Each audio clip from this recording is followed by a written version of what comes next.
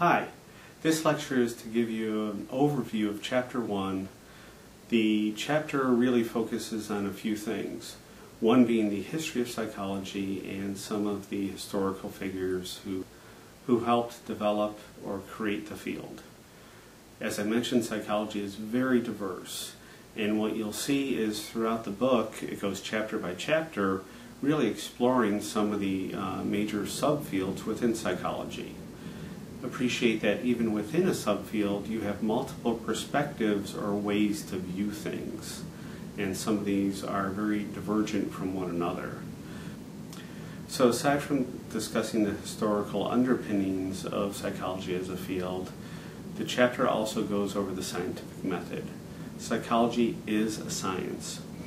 Many of you probably have the perception that psychologists are really interested in helping people with their problems.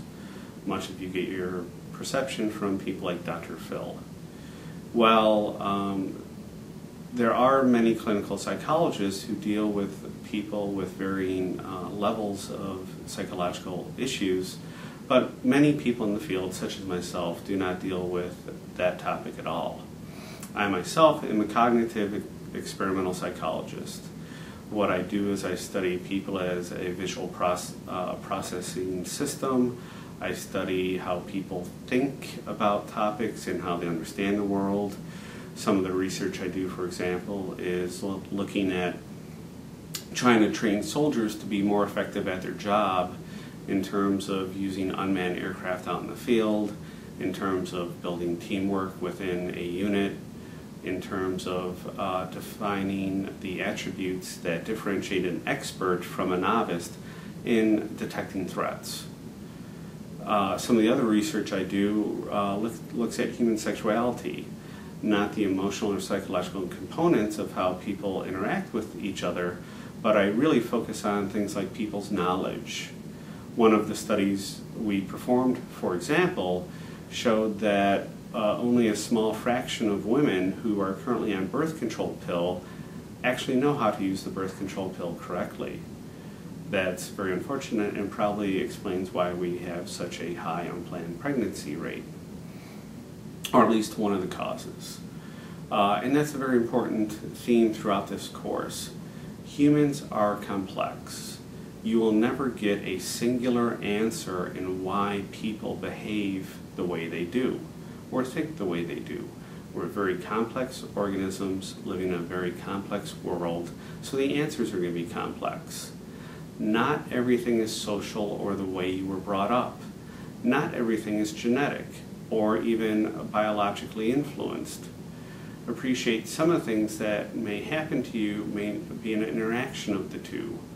Some of the things that caused you to be who you are, everyone else to be who they are, is in part physiology, is in part the environment. Both nature and nurture contribute to your development and who you are. Another major focus of the chapter is the scientific method. The scientific method boils down to really some simple principles. All things being equal, things should be equal. You wake up today and you expect it to be much like yesterday and the day before and the day before. Most of our life we live in a very typical manner. Things that are outside of typical really stand out. You go out, you have a great meal, you talk about it. Probably more than you talk about going out and having an average meal. You go out and you have a great date, or a horrible date, or a horrible day at the office. Hopefully those things don't happen too often, but they stand out and are more prominent. We perform science on the assumption that more often than not things will be average. So if I take 100 people and randomly divide them into two groups, the 50 in one group will be approximately equal to the 50 in the other group.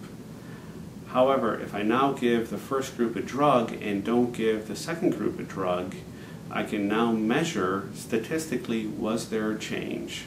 If the drug is designed to make people smarter, I can measure the two groups' IQs before and after giving the drugs. Before, the two groups should have roughly equal IQs. afterwards, they should be, if the drug works, unequal. If I keep everything else constant or fair between the two groups, the only logical explanation is the drug changed the people's IQ. The trick is to hold everything constant. People are so variable, situations are so variable, it's very difficult to get an accurate measurement that isolates the variable, the drug, and no other changes between the two groups. However, humans are highly variable. Your moods, your attitudes change from day to day. You may show up in an experiment in a good mood because you got an A in a class, or in a very bad mood because there's no parking spaces. We have to deal with that. It's hard to get an accurate measurement on anything that is very inaccurate or very variable. The other trick, of course, is to figure out what's the right drug to give people to make them smarter. If this was an easy task, we'd already have a smart pill, and we don't. You should focus very much on some of the terminology about the scientific method. And some important terms in the scientific method are the independent and dependent variable. Variable is just something that changes, so anything that can change can be considered a variable. In the example I gave you, an independent variable would be exposure to the smart pill, the drug to make people smarter.